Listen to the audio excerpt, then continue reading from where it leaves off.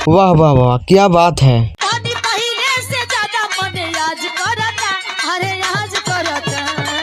मतलब आपने तो खेसारी यादव को भी पीछे छोड़ दिया।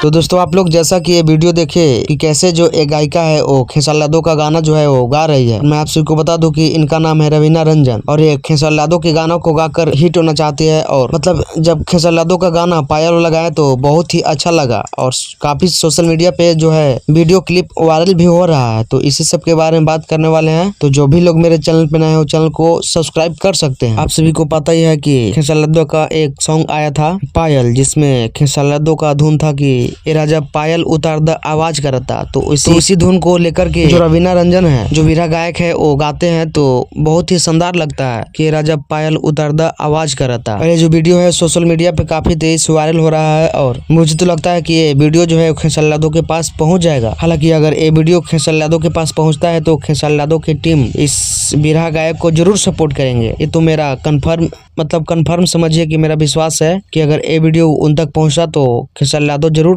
मदद करेंगे और उनके टीम वाले भी जरूर मदद करेंगे। तो आप लोग क्या सोचते हैं, अपनी राय को कमेंट बॉक्स में लिखिए, बताइए। और इस चैनल पर नए तो चैनल को सब्सक्राइब कर लीजिए। धन्यवाद।